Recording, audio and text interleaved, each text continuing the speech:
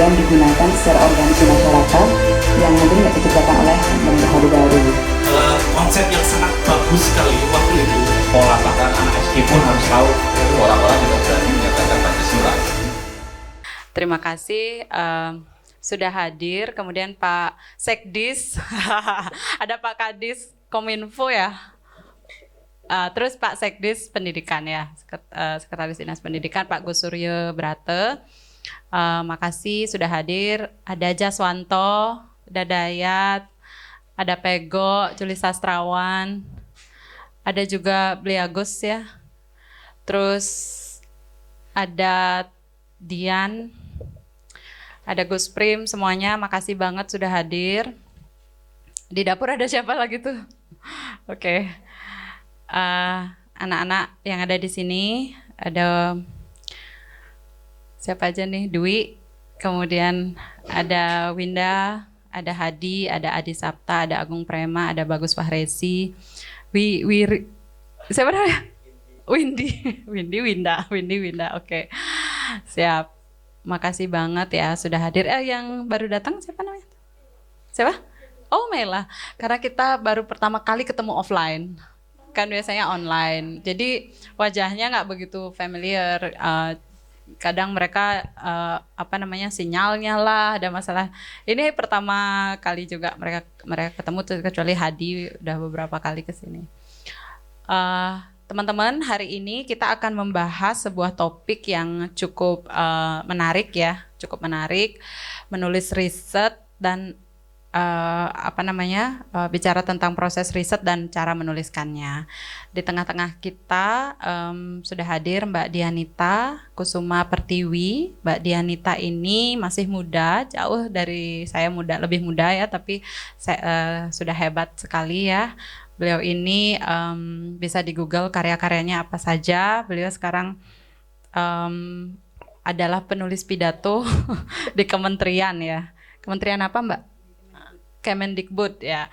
Jadi Mbak Dianita ini penulis pidato di Kementerian Pendidikan dan Kebudayaan. Tepuk tangan. Wih.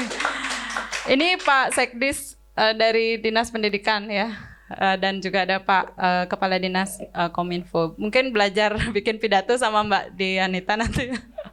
Berarti kalau ada rilis pidato dari Nadiem Makarim itu Mbak Dianita ya. Wah, tepuk tangan sekali lagi. Jadi beliau adalah orang di balik Pak Nadiem Makarim ya, yang mungkin pidato-pidatonya kita tahu sangat menggugah gitu ya. Kami tadi sudah, sini duduk. Siapa namamu? Rizku ya? Rizku Wardana. Iya. Ini mahasiswa saya juga yang karena online jarang ketemu, ini offline baru ketemu. Saya sangat berterima kasih kepada Mbak Dianita dan khususnya mungkin Juli Sastrawan yang mengenalkan kita melalui Juli. Mbak Dianita bisa ke Mahima. Mungkin kita juga pernah bersinggungan sedikit atau bertemu di Cipta Media Ekspresi, saya dengan Project 11 Ibu dan Mbak Dianita dengan project bukunya. Tapi ini pertama kali saya bertemu ya. Kita ngobrol-ngobrol tadi sudah kayak brainstorming sedikit mencari benang merah. Kalau saya proses penulisan riset saya itu mungkin lebih banyak ke karya sastra ya. Jadi apa yang saya alami itu saya jadikan puisi, cerpen, naskah drama. Nah, ini ada 9 buku saya. Satu lagi karena saya ingin berlari itu saya nggak punya. Terus tadi tanya mahasiswa saya punya. Terus nanti saya minta dari dia buku saya sendiri. Benar ya Winda ya, bukunya saya nggak punya gitu. Jadi sebetulnya saya mengawali menulis itu awalnya karena kegelisahan ya, kegelisahan melihat ketidakadilan, melihat ketimpangan, terus melihat bahwa ada sebuah idealisme yang kita ingin tuju tapi tidak bisa terjadi dengan begitu saja gitu ya. Kemudian saya menemukan melalui seni lah bisa salah satunya gitu ya. Jadi mungkin di sini benang merah kita adalah riset itu kemudian kita tuliskan dan kita bagikan kepada masyarakat. Ya itulah benang merahnya. Awalnya kayak kita bisa menyambungkan bahwa Mbak Dianita dan saya memiliki benang merah yang sama. Apalagi mungkin backgroundnya sama-sama sastra, ya sastra. Kalau Mbak Dianita ini sastra Inggris juga. Kalau saya lebih ke pendidikannya, tapi rohnya sastra gitu. So it's literature in English language teaching. Kalau Mbak Dianita lebih ke analisis sastra. Oke, mungkin kita ngobrol saja. Silahkan Mbak Dianita. Indah, silahkan ya. Diperkenalkan, ngobrol, ngalir aja ya Mbak ya. Silahkan. Oke. Ya, selamat pagi teman-teman. Kemudian mohon izin juga Pak Kadis. Selamat pagi, terima kasih sudah diizinkan untuk main ke sini. Dan kemudian karena hari ini konteksnya kita ngobrol-ngobrol aja. Jadi kebetulan kalau buku yang terbaru yang akan dibahas ini mengenal Orde Baru sebenarnya sebuah ensiklopedia, bisa dibilang seperti itu. Jadi isinya adalah ada 167 entry yang alfabetis dan kemudian isinya mengenai misalnya ada kata-kata ataupun kemudian misalnya nama orang, nama kebijakan atau kemudian nama-nama tokoh yang membangun Orde Baru gitu. Dan kemudian saya susun menjadi sebuah buku ini yang awalnya diawali dari tulisan di blog. Nah kemudian tujuannya sebenarnya adalah ingin ke anak muda sebenarnya memang. Jadi bagaimana kemudian mengenal kembali Orde Baru yang mungkin saya sendiri pun juga kelahiran 93 dan hanya merasakan Orde Baru 5 tahun. Dan itu pun nggak ngerasa langsung begitu ya. Tapi kemudian ada latar belakang juga kakek saya seorang ekstapol. Jadi ada sedikit pengetahuan tentang seperti apa peristiwa di waktu Orde Baru itu seperti apa. Dan pada akhirnya tadi sempat disinggung oleh Bunda Sonia tentang ingatan, tentang memori gitu. Jadi mungkin memori saya bukan memori empiris, tapi kemudian memori generasi ketiga yang tidak merasakan langsung tapi mendapatkan banyak memori juga dan menggerakkan saya kemudian membuat buku ini. Sebelumnya sebenarnya juga ada novel buku harian keluarga Giri yang menceritakan tentang peristiwa yang dialami oleh kakek saya dan juga keluarga saya menghadapi pada saat itu 12 tahun tanpa seorang ayah di rumah karena dituduh berhubungan dengan kelompok kiri dan akhirnya dipenjara dan sempat ya 12 tahun tidak ada di rumah gitu. Jadi itu tadi bagaimana kemudian karya sastra bisa menjadi sebuah kanal begitu ya, kanal untuk bisa menyampaikan ingatan, bahkan mungkin kemudian menyembuhkan diri kita juga sendiri gitu ya. Mungkin kalau generasi ketiga seperti saya nggak terlalu bisa dibilang lukanya nggak terlalu besar lah dibandingkan ibu saya itu mungkin atau terutama kakek saya. Tapi kemudian pastinya cara kita juga memaknai peristiwa pada saat itu juga pasti berbeda. Dan kemudian itu yang saya sampaikan di situ di novel itu bagaimana saya melihat saya masih kecil. Waktu itu tuh kemudian sempat bingung pada saat itu saat sekolah misalnya di pelajaran sejarah di sekolah diceritakan tentang ada foto lubang buaya dan digambarkan orang-orang yang membunuh 7 jenderal. Saya membayangkan emangnya kakek saya tuh ikut peristiwa itu gitu. Membayangkan ikut bersalahkah kakek saya gitu kan. Tapi kemudian di rumah juga diajarkan bagaimana saya sendiri tahu sendiri kakek saya tuh rasanya nggak percaya lah kalau misalnya beliau itu terlibat dalam peristiwa 30 September dan ditangkap. Jadinya ada memori itu, ada gejolak itu saya sebagai generasi ketiga dan pada akhirnya karya sastra menjadi salah satu kanal yang cukup tepat bagi saya untuk bisa menyampaikan itu. Bahwa mungkin kemudian kalau di tulisan akademik itu bisa tersampaikan tapi bahasanya akan lebih formal dan kurang bisa menyentuh ya. Nah, sementara karya sastra dengan pilihan bahasa yang lebih luas bisa dibilang, penyampaian yang lebih luas, tekniknya juga bisa kita pilih, itu memberikan ruang cukup luas untuk itu. Mungkin itu dulu dari saya, Bunda Sonia. Saya sekilas tadi scanning mengenal Orde Baru yang ditulis Mbak Dianita ini kayak kamus ya. Disusun secara alfabetis. Jadi misalnya ada H gitu, ditulis kemudian di sini Harmoko gitu. Saya kenal Harmoko dulu dari TV ya, zaman SD dulu kan. Harmoko tuh, kalian tahu Harmoko?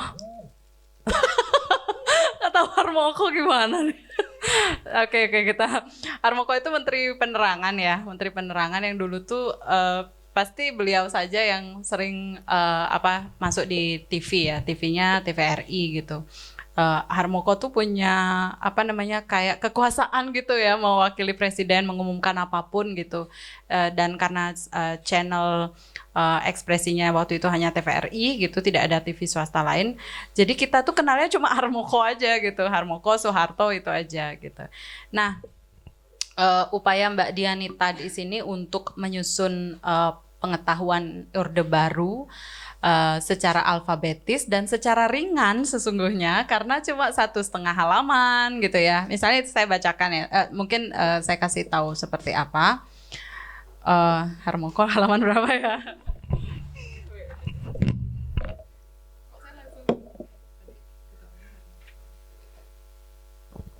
Oh ya, halaman 200.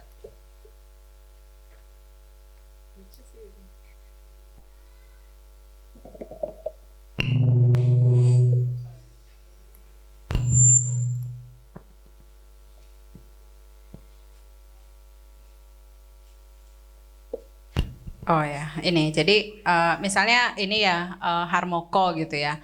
Harmoko ini dituliskan secara ringan sih menurut saya, secara ringan dan singkat gitu ya, tidak terlalu berat gitu. Jadi kalau umumnya ya penelitian Orde Baru itu dibukukan, itu kita pasti merasa ruwet sekali gitu. Nah, Mbak Dianita ini sekilas saya lihat meskipun saya belum baca semuanya, mampu menangkap keruwetan itu dengan simpel, dan sesungguhnya itulah yang kadang sulit atau jarang dilakukan orang gitu ya. Penelitian mereka melakukan puluhan tahun dan kemudian ditransfer gitu aja, tidak tidak diolah lagi. Nah, menurut saya ini menarik karena seperti kamus Orde Baru itu, dan kalau kalian tidak tidak tahu Orde Baru seperti apa, ini boleh untuk kenalan. Kayak istilahnya kenalan cuma say hi aja loh. Saya Orde Baru cuma say hi, saya Orde Baru gitu. So this is just like that, just a very brief introduction to Orde Baru. Tapi kemudian menarik karena Mbak Dianita kan kelahiran 93, Orde Baru itu kan sudah tumbang 98 gitu. Kemarin malam kita itu ada diskusi yang sangat menarik tentang politik dan jurnalistik, di mana yang diundang adalah para jurnalis lawas, para jurnalis tua, nggak sih tua, senior gitu, yang mengalami meliput tragedi 98 itu. Salah satunya Yahya Umar, wartawan senior yang merasakan ketika kerusuhan 98 itu terjadi. Dan dia merasakan juga ketika sorry ya. Ayah Putih ya, jemput. Udah, kamu yang jemput. Oke, sorry. Terdistract. Jadi Yahya Umar itu hampir kena peluru gitu, karena dia jalan-jalan di sebelah-sebelahnya itu toko-toko udah terbakar semua, udah api di mana-mana gitu. Itu 98 gitu. Dan kemudian dia survive gitu, selamatlah dari situ. Padahal dulu kan kalau wartawan itu bisa salah-salah, bisa diserang juga. Tapi waktu itu beliau kerja di Bali Pos, dan Bali Pos itu memasang ini adalah kantor berita pro reformasi. Jadi nggak dihancurin gitu, pro reformasi. Jadi ngeri banget sebenarnya kalau 98 itu. Dan kalau misalnya itu baru dengar dari cerita satu orang ya, belum lagi dari cerita yang sangat masif lah, terutama dari para korban yang menjadi korban pemerkosaan misalnya, atau yang menjadi survivor dari itu sangat mengerikan sekali gitu. Dan kemudian buku ini menurut saya mengambil sisi yang berbeda aja gitu ya. So this is about perspektif gitu. Jadi untuk milenial itu ya, atau anak muda yang ngerasa berjarak gitu dengan Orde Baru, bukan berarti kalian tidak bisa belajar tentang Orde Baru ya. Kalian bisa belajar dengan memulainya dengan yang mungkin seperti ini. Ini tersusun alfabetis gitu. Jadi kalau nggak pengen baca Harmoko ya jangan baca H-nya gitu kali ya. kayak menu gitu aja ya. Terus ini lucu banget sih. saya pasti bakal lahap ini sekali duduk mungkin karena handy ya. Handy itu apa ya? Practical terus sesuai dengan minat, nggak perlu dibaca semuanya juga gitu kalau nggak relevan. Ya, misalnya di sini ada tentang super semar. Kalian tahu super semar kan? Tahu ya super semar apa? Oh ya, oke. Ya, oke. Beasiswa super semar ya ada. Terus ada kalau apa namanya? Ini ada istilah Ratu Adil. Tahu Ratu Adil? Tahu? Pernah dengar ya pasti ya? Pernah dengar Ratu Adil. Terus ya selucu itu artinya maksudnya sebuah riset tidak harus seberat itu dituliskannya gitu. Bisa jadi kalian kan penulis puisi nih. Ini saya perkenalkan nih Mbak ya. Untuk yang belum kenal juga di belakang juga ada penulis, ada Jaswanto, ada Juli dan ini Adi Sapta namanya. Dia juga penulis puisi, ikut riset saya di kelas riset poetry yang sekarang saya untuk disertasi S3.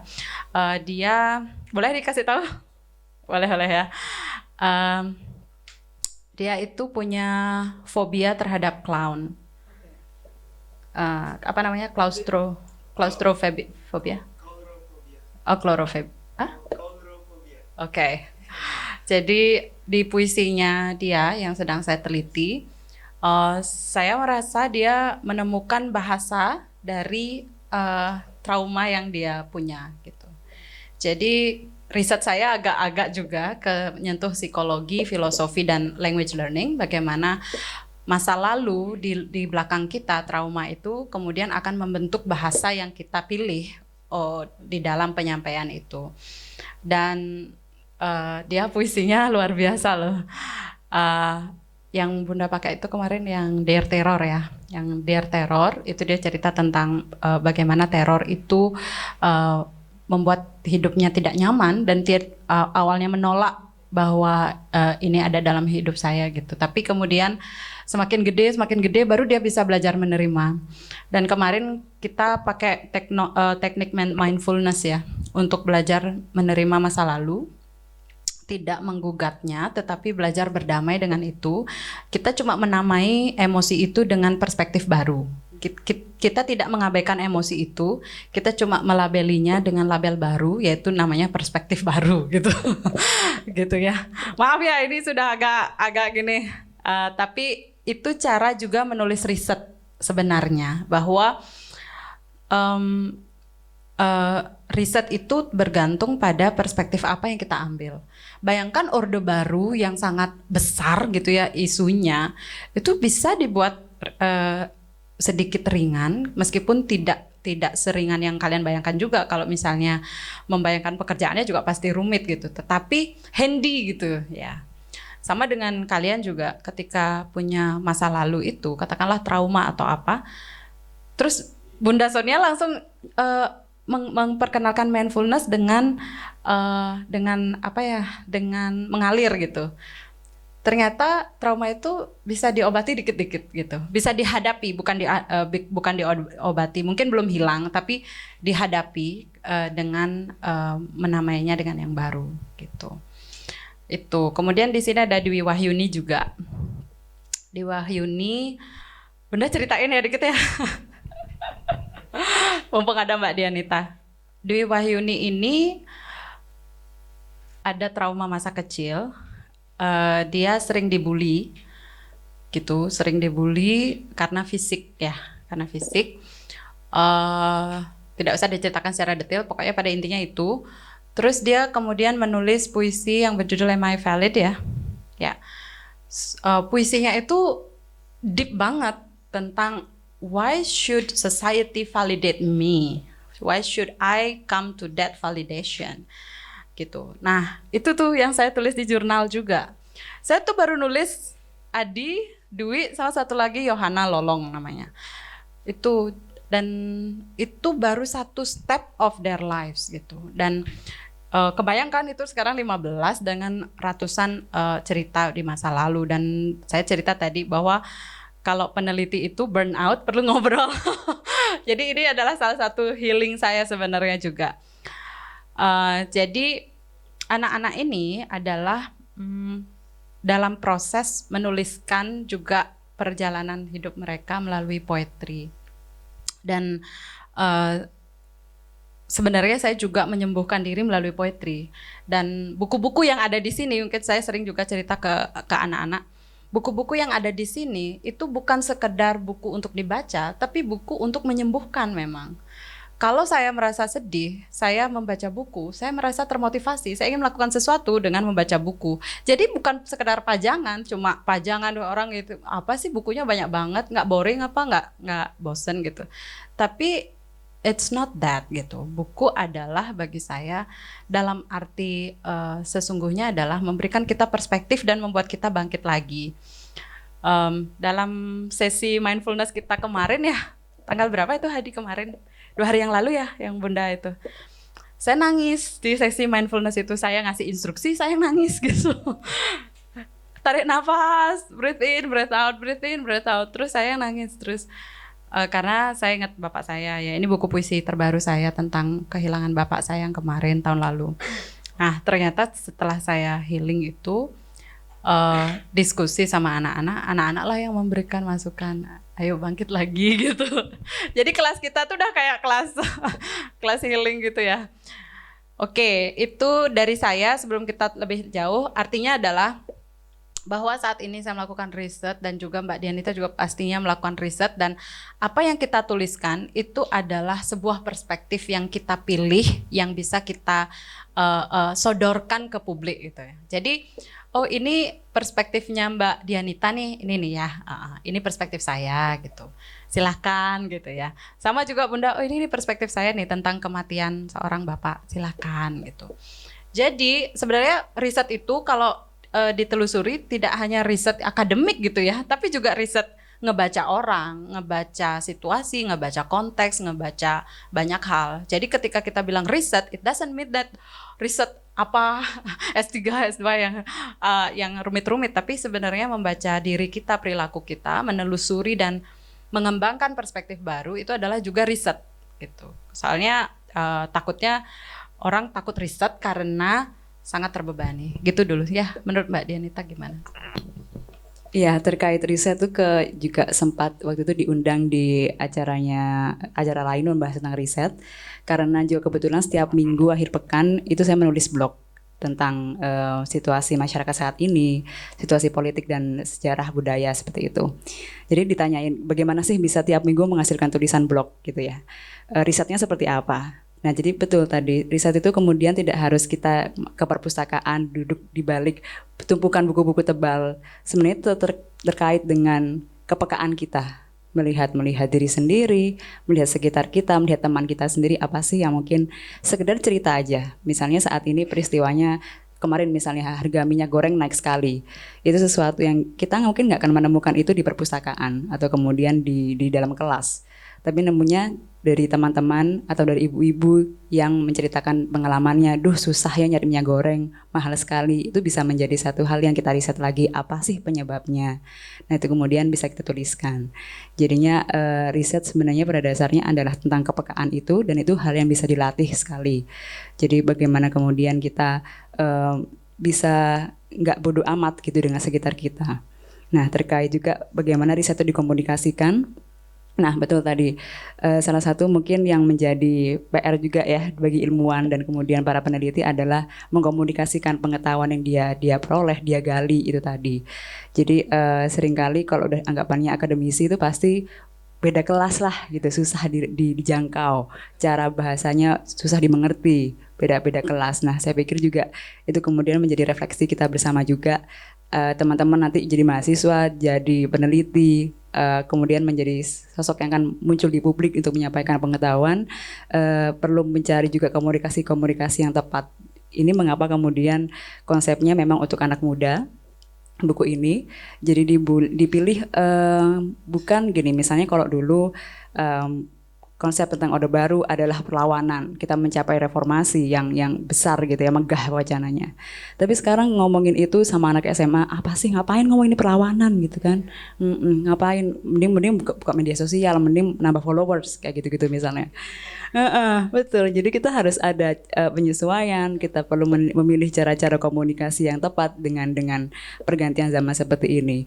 Nah, meskipun kemudian kenapa harus membahas Orde Baru juga gitu. Saat anak muda sekarang udah zaman seperti ini, ngapain masih bahas Orde Baru? Saya pun juga sering diginiin, "Duh, ngapain sih Dianita nih masih zaman segini masih bahas Orde Baru terus," gitu kan.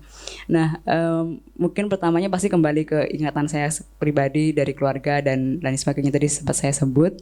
Tapi kemudian juga menyadari bahwa Orde Baru itu 32 tahun peristiwanya, dan begitu banyak hal yang terjadi, dan kemudian yang membentuk kita apa saat ini gitu. Bagaimana kemudian kita bisa sekolah dan sistem pendidikan kita seperti apa, itu juga ada dampaknya dari Orde Baru juga.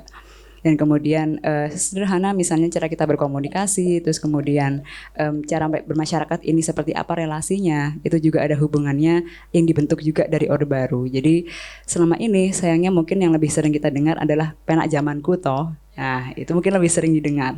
Nah, tapi kemudian apakah kita mau mencari lagi dari kalimat itu atau kita hanya menelannya mentah-mentah.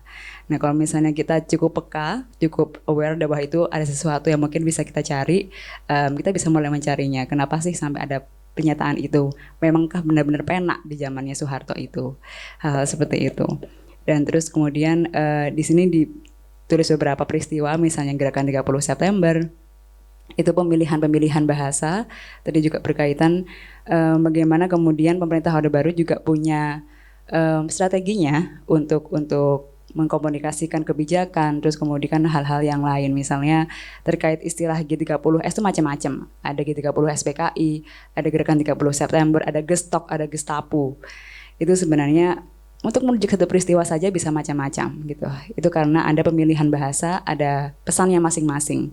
Kayak misalnya Gestok itu ya sebenarnya yang dipilih oleh Pak Karno, itu gerakan 1 Oktober untuk memperingati kematian dari 7 jenderal yang di malam 1 Oktober.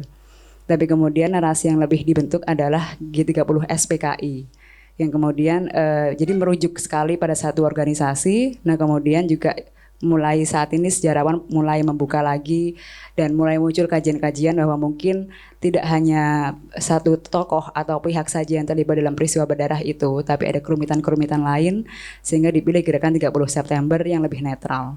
Nah, hal-hal seperti itu mungkin kalau misalnya kita nggak berusaha nyari, ya kita percaya-percaya aja, oh 30 SPKI udah gitu kan. Dan itu kemudian menurun lagi ke generasi-generasi berikutnya, pada akhirnya nggak ada pembelajaran lagi terhadap sejarah, nggak ada pembacaan ulang, nggak ada kemudian pengingatan lagi memori dan upaya untuk menyembuhkan diri itu sendiri gitu, karena kita ngelihat semuanya dianggap baik-baik saja dan seperti ini ditelan begitu saja gitu. Jadi kalau berbicara tentang riset gitu ya, itu tentang membaca apapun, membaca diri kita sendiri.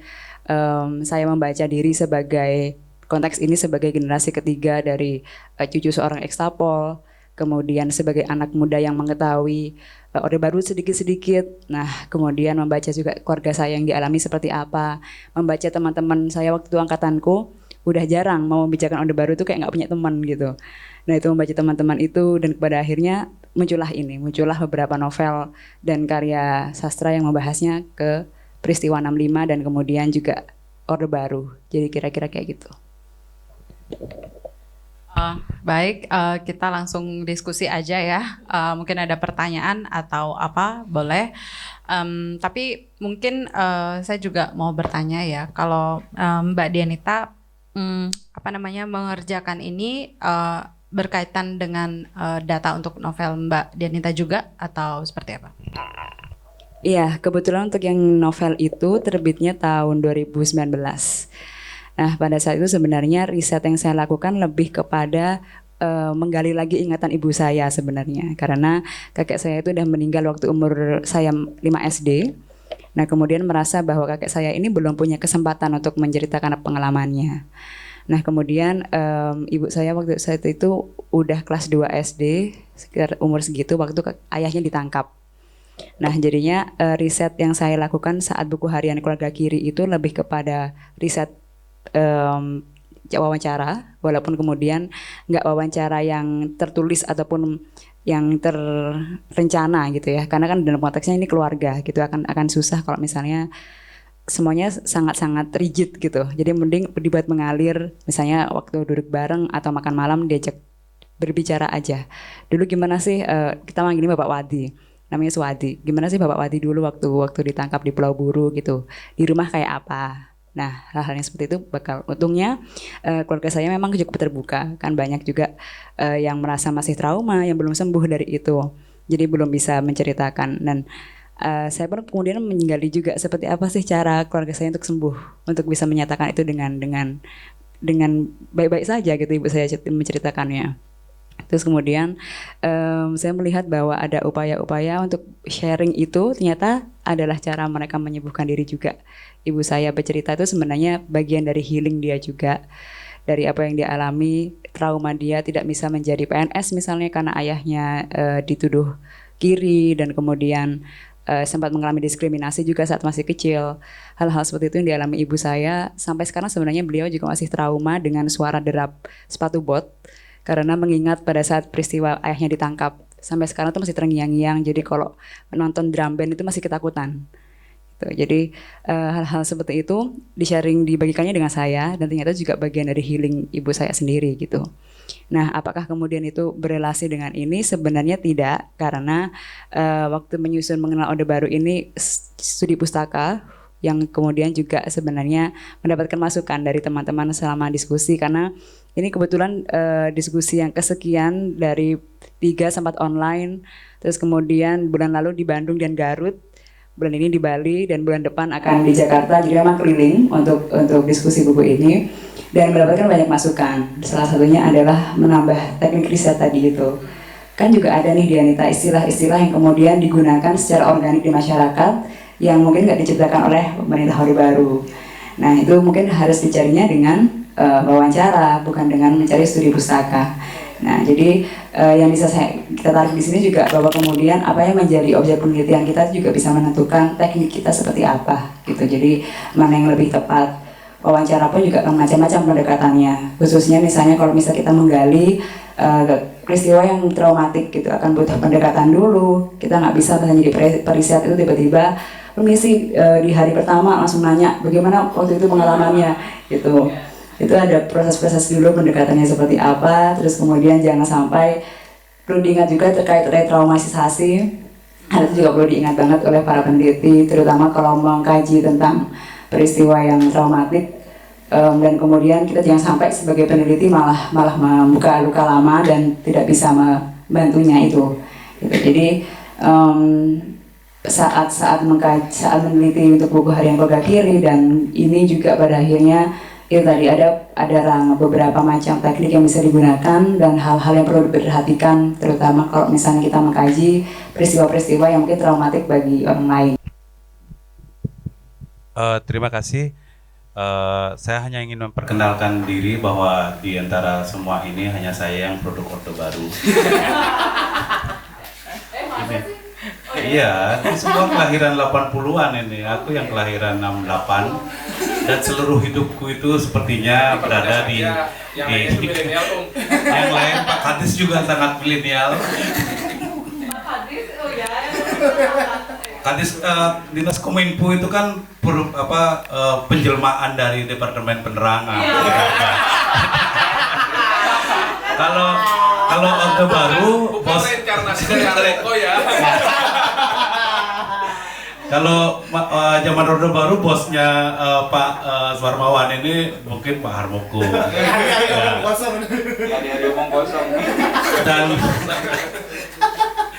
Dan Dianita ini bikin saya malu karena saya punya cita-cita juga sebenarnya untuk menuliskan ini. Waktu Dianita lahir itu saya sebenarnya sudah penulis gitu. Artinya bisa dibayangkan betapa tuanya saya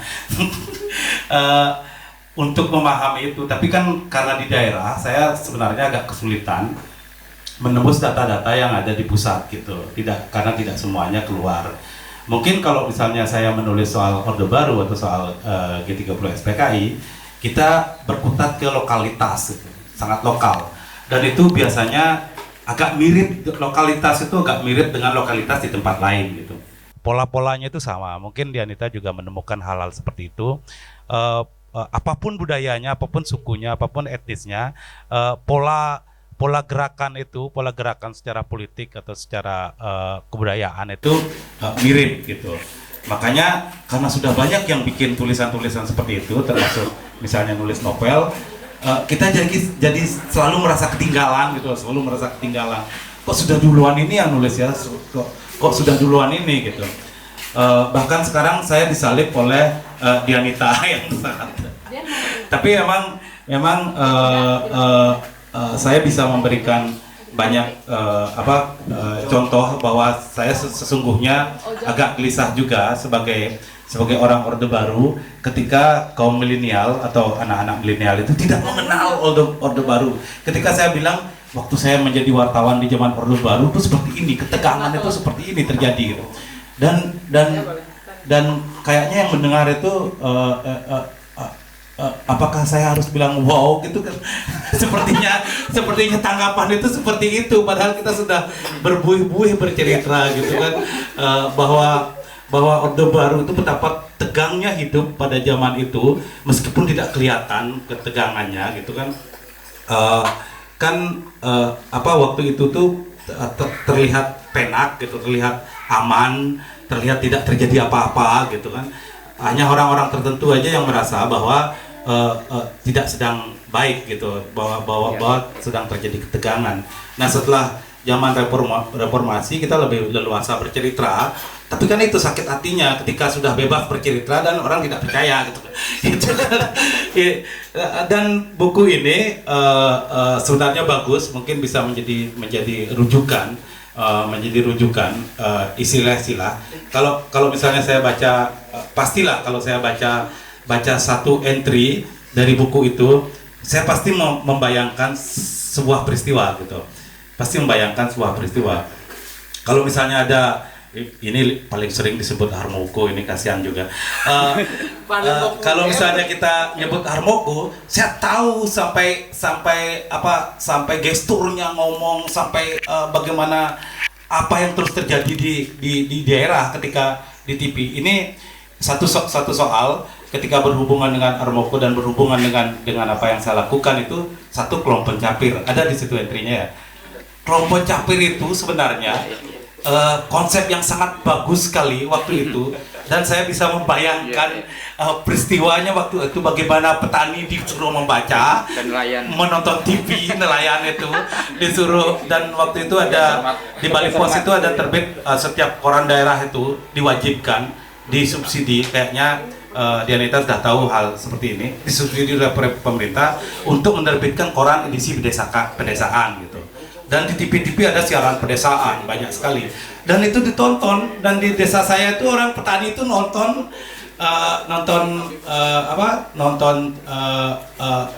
konten-konten siaran pedesaan yang juga isinya Harmoko gitu kan. Itu seperti itu. Ini hubungannya dan itu sangat, kalau misalnya kita analisa sekarang itu sistem komunikasi yang sangat bagus sekali gitu. Menarik sekali gitu. Mungkin waktu itu disalahgunakan, tapi sebenarnya sekarang bisa ditiru itu gitu.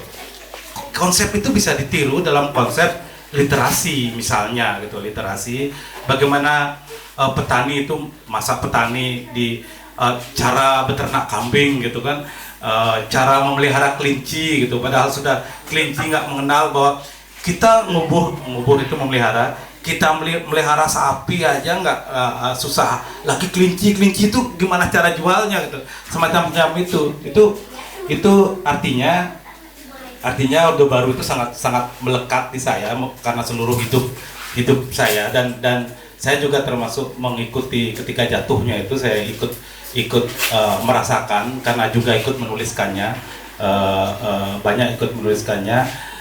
Dan juga setelah itu saya sempat tugas di Jakarta gitu, dan mengikuti sisa eksesnya masih terasa, masih 5 tahun, 10 tahun itu masih ketegangan itu masih terasa gitu.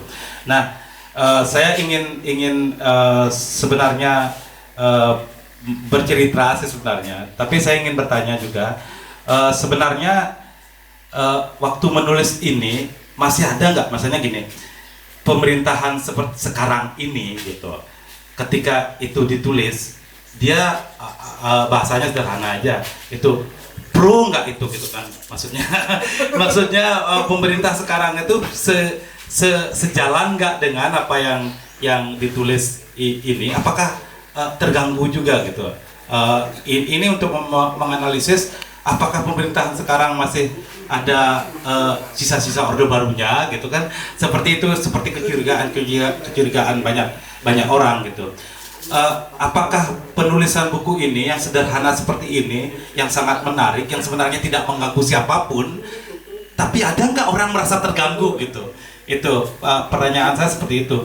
Dan juga kalau misalnya pemerintah dalam tanda kutip berkepentingan, pemerintah sekarang, apakah ada keinginan dari pemerintah untuk memberikan kemudahan atau fasilitas untuk menyebarkan buku ini ke misalnya melalui dunia pendidikan gitu, misalnya seperti itu, melalui jalur formal lah gitu. Kalau jalur informal mungkin sudah banyak yang mungkin sudah terserap gitu. Tapi ada nggak kemungkinan itu, atau Dianita sudah sempat membicarakan itu, mungkin nggak misalnya ke sekolah-sekolah atau ke kampus-kampus biar dia menjadi semacam buku sejarah yang berbeda gitu. Itu benar-benar buku sejarah sebenarnya itu, karena kalau sejarah yang sebenarnya kita baca kan rumit sekali, apa nginget tahun-tahun, nginget nama raja-raja, nginget nama pejabat, tapi ini kan sangat mungkin menjadi salah satu metode penulisan sejarah untuk kaum milenial yang berbeda. Itu ada nggak kemungkinannya masuk ke jalur formal gitu? Karena saya sebagai pribadi menginginkan itu, karena kalau kaum milenial tahu soal Orde Baru, saya bercerita kan bisa dipercaya lah gitu kan. Seperti itu, Dianita, terima kasih. Terima kasih. Iya, jadi tadi menarik juga terkait ya bagaimana strategi komunikasinya Orde Baru itu bisa kita pelajari. Betul sekali, saya juga merasa seperti itu, walaupun tentu saja kita tidak bisa melakukan lagi sensor-sensor ataupun kemudian operasi terhadap pihak-pihak yang mungkin berlawanan pemikiran dengan kita tidak bisa lagi melakukan itu, tapi bahwa bagaimana kemudian ada semacam gagasan pada saat itu, misalnya Orde Baru punya gagasan pembangunanisme, bagaimana semua itu digambarkan bahwa Indonesia, Harmoko itu punya peran besar mengomunikasikan itu, bahwa Indonesia sudah berhasil membangun negerinya dengan investasi dan lain sebagainya, dan itu penyiarannya luar biasa sampai ke desa-desa, dan itu salah satu hal yang bisa kita pelajari juga seperti apa teknisnya kalau misalnya kita ingin melihat sesuatu. Jadi aku bilang di buku ini bahwa ini buku tidak untuk mendemonisasi Orde Baru ataupun Soeharto, tapi menunjukkan apa sih yang terjadi di zaman Orde Baru. Jadi kalau misalnya semisal ada yang bisa dipelajari, ya bisa aja dipelajari gitu. Kita ambil baiknya dan kita manfaatkan lagi. Nah, kemudian juga tadi kalau terkait bagaimana ini bisa masuk ke ranah formal, sebenarnya itu juga yang menjadi keinginan saya. Jadi awalnya waktu diskusi dengan penerbit juga pemilihan cover terutama. Jadi awal itu mau digambar seperti ilustrasi-ilustrasi yang cukup seram gitu ya, yang bagaimana kemudian Soeharto seperti menyiksa tahanan gitu. Tapi kemudian saya menolak, saya bilang enggak, saya mau buku ini enggak kelihatan seram, netral. Jadi kalau kemudian ada generasi muda yang melihat itu ramah, enggak yang ini apa sih buku ini, udah kalau kita mungkin generasi yang dalam tanda kutip memang sudah punya sikap terhadap Orde Baru, pastinya nyaman-nyaman aja dengan cover itu. Tapi buku ini tujuannya bukan itu lagi, nggak hanya itu aja yang baca, itu lagi. Tapi generasi yang lebih muda, jadinya di awal tuh sudah ramah gitu.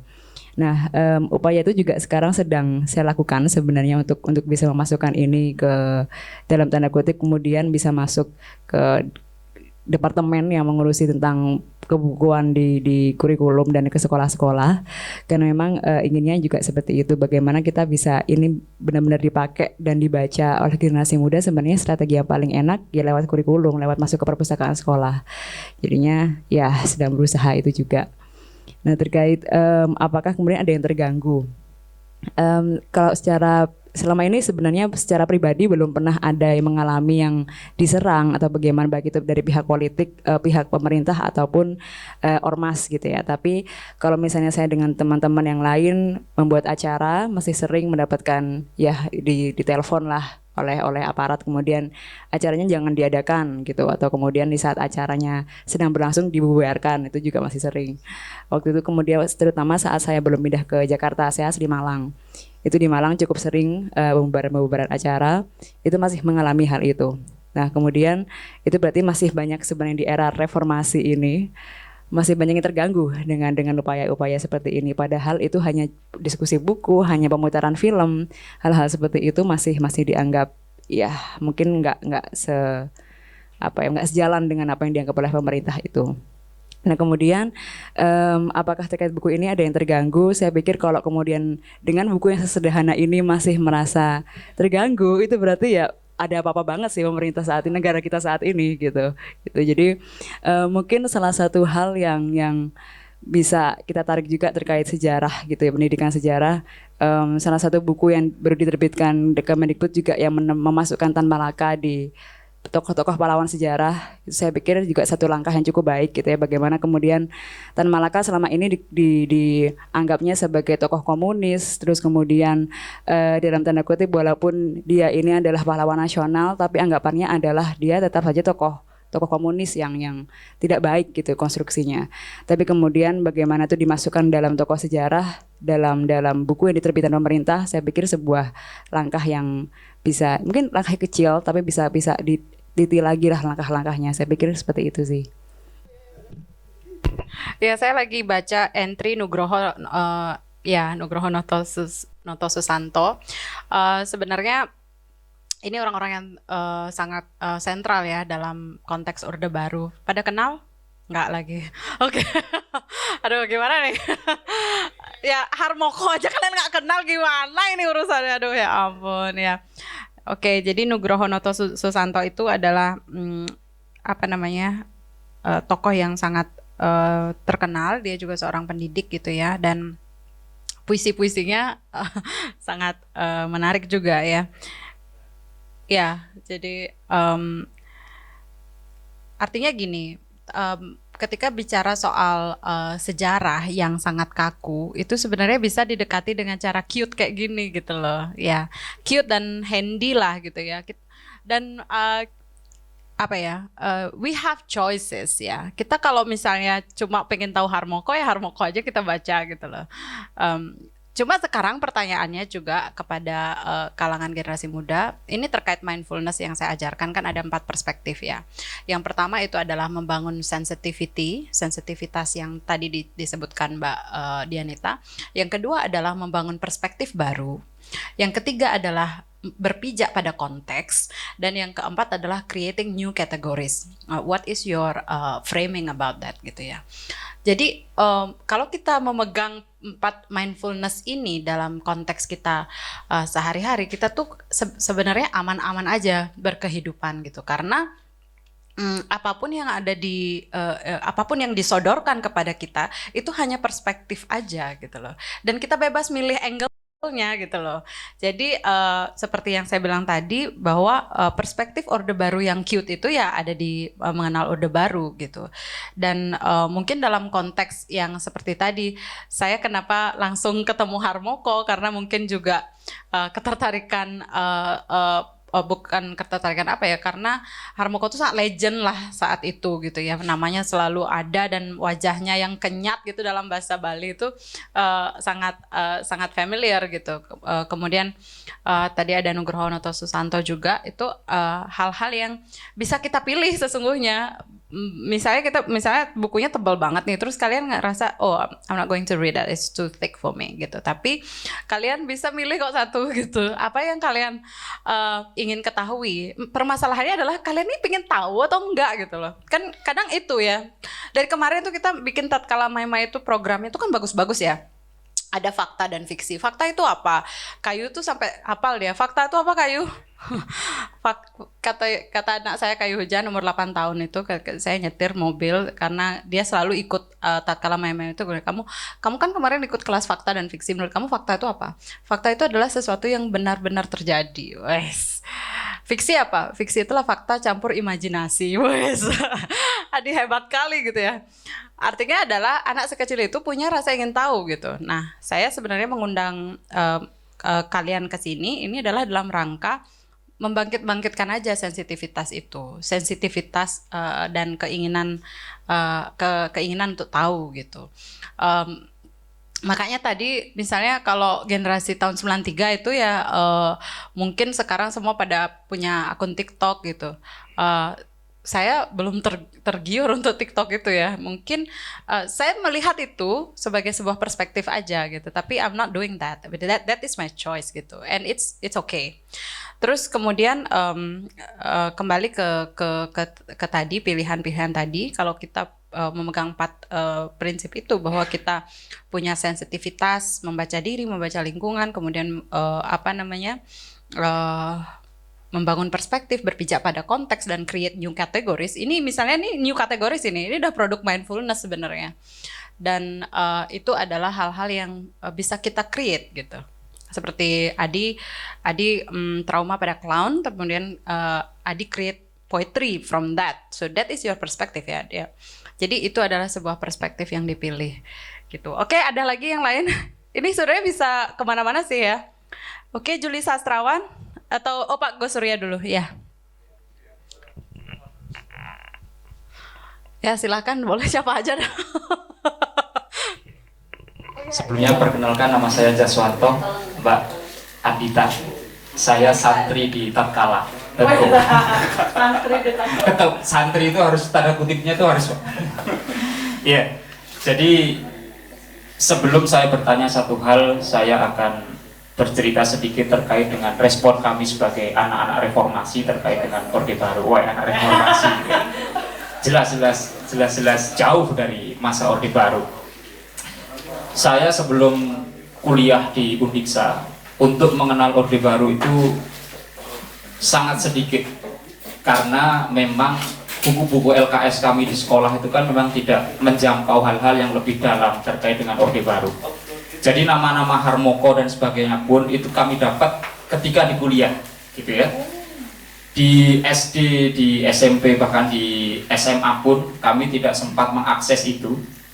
Dan itu menjadi problem tersendiri karena bagaimanapun produk-produk yang mengajar kami pun produk-produk Orde Baru, kan gitu. Guru-guru kami, kemudian tokoh-tokoh yang menceramahi kami, mengkhotbahi kami pun Orde Baru. Bahkan propaganda terkait dengan G30 SPKI pun tidak sedalam ketika kami mendapatkannya di waktu kuliah. Siapa di SMA, sampai hari ini saya pikir saya berani menantang teman-teman yang baru masuk kuliah tahu namanya Profesor Ben Anderson, itu kira-kira begitu. Siapa yang teman-teman pernah mendengarkan ceramah-ceramahnya tokoh-tokoh Orde Baru yang hari ini mulai berbicara seperti Rizal Ramli, kemudian Profesor Said dan lain-lain, Akbar Tanjung dan lain-lain. Itu tidak seintens itu generasi kami untuk mengakses. Karena selain kata Bu Sonia tadi, kami tidak ingin tahu, atau memang media kami berbeda. Jadi saya melihat generasi kami ini sebelum selesai dalam tradisi membaca, kemudian ada tradisi digital yang lebih ringan. Jadi effort untuk berdigitalisasi ini kan lebih ringan daripada hanya membaca buku. Kami hanya perlu jempol saja untuk meng-scroll media sosial dan sebagainya. Saya merasa bahwa teks-teks semacam ini atau buku-buku semacam ini memang sangat penting. Saya sepakat dengan Pak Ole untuk masuk ke ranah-ranah yang formal seperti sekolah, bahkan anak SD pun harus tahu bagaimana kita 32 tahun itu seakan-akan baik, tetapi sebenarnya juga tidak baik-baik saja dengan banyaknya kebijakan-kebijakan atau kepentingan-kepentingan pribadi selama 32 tahun itu. Bagaimana Privat, kemudian bagaimana problematika G30S sampai hari ini masih menjadi pro dan kontra, apakah kemudian memang ini angkatan senjata yang melakukan atau kemudian PKI yang melakukan atau memang ini benar-benar setting dari CIA dan sebagainya, itu kan masih banyak sekali berseliweran informasi-informasi terkait dengan hal itu. Dan saya secara pribadi memang sangat tertarik dengan Orde Baru. Karena apa? Karena saya pikir hidup saya hari ini itu dari mulai SD sampai kuliah, di kurikulum pendidikan misalnya, itu memang sangat Orde Baru. Jadi saya tidak berbicara masalah sistem yang formal yang dibikin oleh kementerian, tetapi produk komunikatornya itu kan komunikator produk Orde Baru. Ya seperti yang saya sebutkan di awal, seperti guru-guru saya, kemudian orang-orang yang menceritai saya, menceramai saya terkait dengan Orde Baru dan sebagainya dan sebagainya.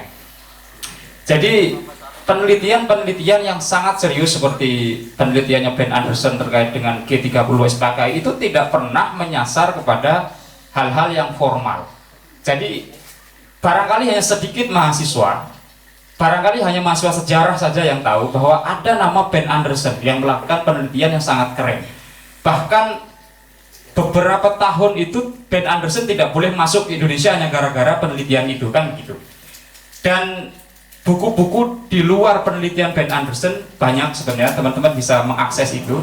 Dan yang terakhir, buku ini saya memang belum membaca, tapi sekilas dengar teman-teman yang pernah membaca dan juga membaca blognya Mbak Anita di internet itu, apa ya, ada perubahan yang sangat luar biasa dari penelitian yang serius seperti yang ditulis oleh profesor-profesor atau guru-guru kita itu, kemudian dialihfungsikan menjadi bahasa yang sangat ringan.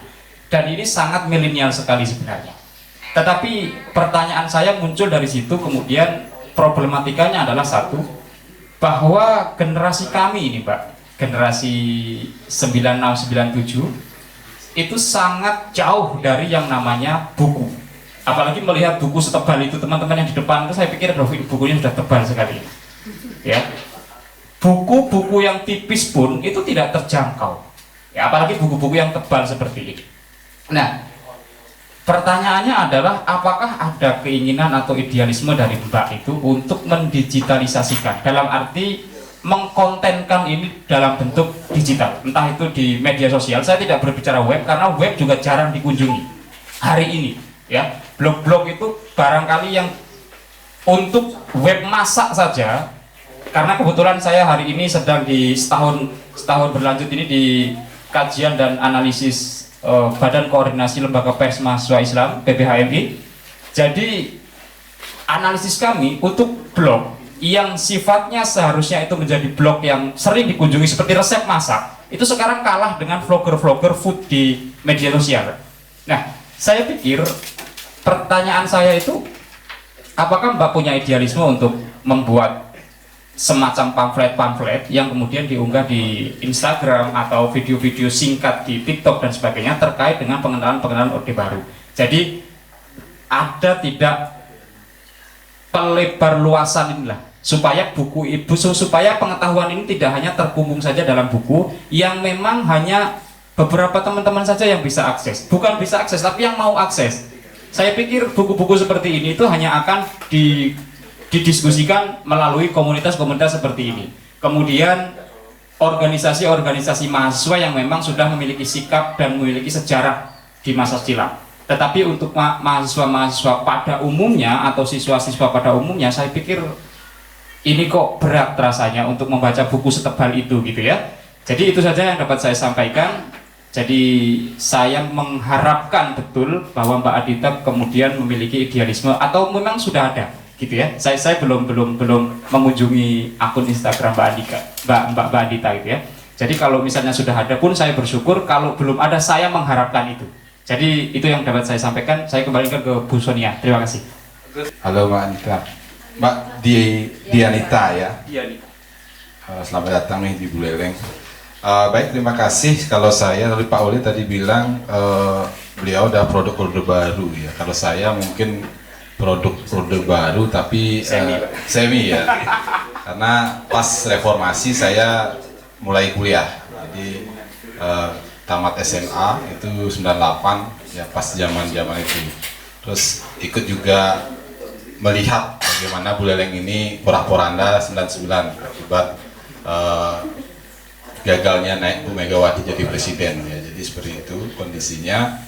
Kalau saya melihat waktu itu memang mencekam sekali suasananya ya, karena reformasi yang digulirkan oleh mahasiswa saat itu mengganti Orde Baru itu sangat membalikkan semua rencana besar Orde Baru yang saat itu tinggal satu Replita lagi menjadi tinggal landas kalau nggak salah. Kan ada tuh tahapan itu Replita ke-6 masuk Replita ke-6 ya, karena 32 tahun berkuasa dari 6 tahun. Jadi kalau dihitung itu Replita ke-6 itu adalah tinggal landas bahasanya. Tinggal landas itu take over, jadi terbanglah Indonesia gitu. Nggak jadi take off ini ya, karena ada reformasi kan gitu. Jadi saya lihat di situ banyak semacam penggagalan dalam penjadian Pancasila itu sebagai tameng ya gitu, untuk bisa membawa Indonesia ini terbang gitu. Sehingga waktu itu Pancasila habis ya, habis dihabisi kayak masalah. Jadi dijadikan sebuah produk gagal saat itu, orang-orang tidak berani menyatakan Pancasila. Jadi karena P4 yang begitu masif di saat itu praktis dihilangkan, termasuk juga pergantian PMP menjadi BKN, kemudian juga pokoknya Pancasila itu yang berbau Pancasila itu adalah produk Orde Baru gitu. Jadi seperti itu. Nah, yang ingin saya coba tanyakan dalam tulisan Mbak itu, saya lihat ada beberapa terkait dengan Pancasila sebagai tameng dan juga digunakan sebagai kendaraan untuk menggagahkan atau menguatkan kekuasaan Orde Baru. Nah sekarang justru Pancasila itu dihidupkan lagi di zaman Merdeka Belajar ini. Tidakkah ini nanti menjadi sebuah apatis lah bagi generasi kita nantinya untuk memflashbackkan dengan Mbak penulisan buku mengenal Orde Baru ini yang notabene ada unsur-unsur Pancasilanya, dan kita juga di Kementerian Pendidikan dan Kebudayaan sedang semangat-semangatnya menggalakkan profil pelajar Pancasila. Nah, agar tidak terjadi misinterpretasi dan misunderstanding terkait dengan alih generasi kita ini, biar tidak nanti Pancasila itu sebenarnya bagus gitu. Cuman yang mungkin saat itu diimplementasikan caranya yang kurang tepat gitu, sehingga ini yang kita benarkan. Adakah di tulisan-tulisan itu nantinya ada semacam refleksi ya, yang bisa menggambarkan kondisi saat itu dan harapan ke depan gitu. Jadi itu yang kita harapkan, yang kita coba gali dari tulisan-tulisan Mbak. Saya baca sekilas tadi di blognya. Jadi itu salah satu upaya kita nantinya bisa tidak hanya menjudge Orde Baru itu dari satu sisi, ada dari kacamata si penulis saja, tetapi bisa memberikan sebuah referensi yang faktual saat ini, sehingga apa yang terjadi saat ini itu tidak murni adalah kesalahan dari masa lalu, atau masa lalu itu adalah bagian dari proses saat ini. Itu saya merasa tepatnya seperti itu, sehingga dari apa yang kita bisa ambil bahwa teori yang namanya semacam teori inkremental ya, kebijakan inkremental itu bahwa tidak semua yang lalu itu mungkin salah, tetapi ada hal-hal yang baik yang patut kita teruskan. Sependapat tadi yang disampaikan Yus itu bahwa soundernya ya, yang menyampaikan itu mungkin masih kesannya Orde Baru saat itu. Karena saya juga merasakan menjadi PNS itu masih kena litsus ya, jadi PNS itu kena litsus gitu. Itu yang terakhir gitu, karena di form litsusnya ada apa parpol Anda gitu. Kena saya waktu itu. Cuman saat itu sudah disuruh jangan diisi itu karena saya PNS-nya reformasi tahun 2000 pas ada habis reformasi itu ada rekrutmen PNS, saya coba apply, ternyata masih ada pola-pola itu karena reformasi itu baru di pusat, di daerah itu kan menyesuaikan saja kebijakan pusat. Nah, hal ini juga menjadi bagian dari cerita di buku itu bahwa mengenalkan Orde Baru itu Tidak bisa hanya sebatas sampai dengan 98, tetapi what next gitu. Apa yang bisa diwarisi dan apa yang bisa dihindari di zaman setelah itu sampai ke depanan. Iya, terima kasih. Mohon maaf sekali ini juga Bunda Sonia, ini sepertinya tanggapan yang terakhir. Karena aku sore ini langsung penerbangan kembali ke Jakarta, jadi setelah ini langsung akan pulang gitu. Jadi terkait yang tadi, bagaimana kemudian apakah aku punya rencana untuk bisa mengubah ini atau apa ya istilahnya bisa mengomunikasikan ini melalui media sosial. Sebenarnya sudah masukan seperti misalnya buat dong video-video pendek dari setiap entry-nya gitu dibagikan di media sosial. Aku pikir saya setuju dengan itu bahwa kemudian kita juga perlu ya gimana ya, mungkin beberapa penulis akan ngomong ya enggak lah yang namanya buku harus buku gitu, nggak bisa udah beda gitu kan. Aku sebenarnya cukup mungkin karena generasi juga, jadi cukup terbuka dengan kanal-kanal itu dan kemungkinan itu. Tapi kemudian juga saya pikir nggak 100% juga kita harus ikut arus itu, bahwa kemudian tetap saya pikir untuk bisa kebiasaan membaca referensi, kemudian penulisan karya ilmiah atau karya penelitian yang berbasis pada studi-studi yang jelas pada literatur itu tetap harus ditanamkan gitu pada generasi yang berikutnya. Jadinya lebih kepada itu adalah alternatif kalau menurut saya, pilihan untuk menyampaikan gagasan, menyampaikan pemikiran ataupun hasil-hasil karya, tapi kemudian kebiasaan untuk membaca dan mendapatkan referensi dari sumber yang jelas dan bisa dipertanggungjawabkan itu tetap harus ada dan diajarkan ke generasi yang selanjutnya. Gitu. Nah terkait Pancasila tadi, betul, jadi P4 itu yang benar-benar luar biasa. Ibu saya kok cerita itu dulu waktu ospek dapatnya, terus kemudian bude saya juga beliau itu nggak kuliah, tapi kemudian waktu jadi ibu rumah tangga tiap pekan itu rutin di kantor camat kalau nggak salah, karena buat ibu-ibu itu pelatihannya waktu sore hari. Nah, terus kemudian kita bisa melihat polanya sebenarnya pengajarannya adalah kecenderungan Pancasila ini sebagai tameng, sebagai sesuatu yang tidak bisa di apa ya, kita sebagai rakyat itu kemudian dipatenkan seperti ini Pancasila, butir-butirnya itu dijelaskan semua dan itu disodorkan begitu, dan tidak ada ruang untuk kemudian memaknainya sesuatu lagi, padahal kita sendiri juga bagian dari masyarakat Indonesia yang memiliki Pancasila.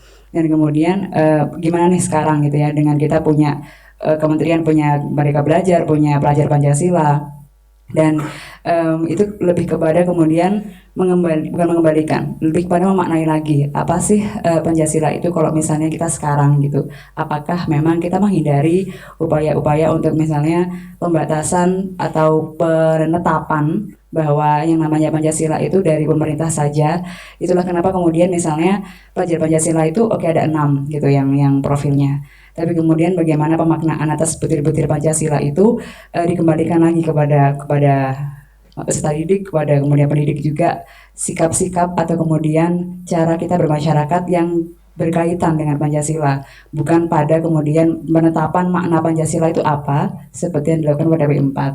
Jadinya betul terkait kebijakan tadi itu kita ada hal-hal yang bisa dipelajari dari Orde Baru dan kemudian bisa kita manfaatkan dengan lebih baik. Kita belajar dari apa yang sudah terjadi di masa lalu dan kemudian melihat konteks saat ini seperti apa sih, dan kemudian menentukan sikap, menentukan kalau misalnya kita bagian dari pemangku kebijakan, menghasilkan kebijakan yang tepat juga yang bisa lebih baik daripada waktu sebelumnya gitu. Jadi mungkin kalau boleh menutup juga sekalian, buku mengenal Orde Baru ini sebenarnya pintu gerbang, sebuah pintu gerbang saja untuk mengenal Orde Baru seperti tadi disampaikan, cuma say hi gitu. Jadi mengingat jika begitu panjang generasi peristiwa Orde Baru itu 32 tahun, dan kemudian juga mungkin teman-teman banyak hal-hal yang selama ini terlihat di sekitar kita tapi nggak nyadar, kayak misalnya patung-patung 10 pokok program pokok PKK itu terlewat kita tiap hari tapi nggak pernah mencari tahu apa sebenarnya, padahal PKK juga programnya Orde Baru.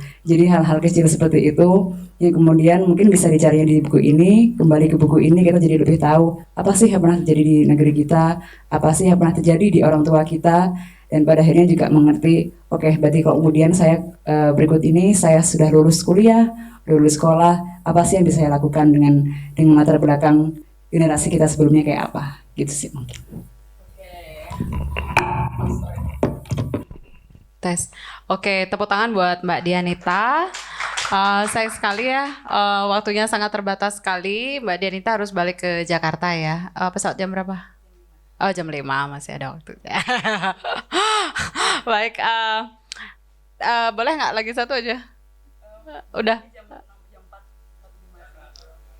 Oke, ya udah. Kalau gitu kita ucapkan terima kasih kepada Mbak Dianita dan mungkin nanti lain kesempatan bisa main lagi ke Mahima. Di sini adalah komunitas literasi, basically sastra, seni budaya, film juga ada dan kita selalu menyelenggarakan program-program literasi bedah buku seperti ini dan ada juga tatkala.co tempat kami mengirim tulisan ya semacam citizen journalism yang menampung karya-karya kami dan juga kita ada Mahima Institute Indonesia yang menerbitkan buku-buku karya-karya penulis.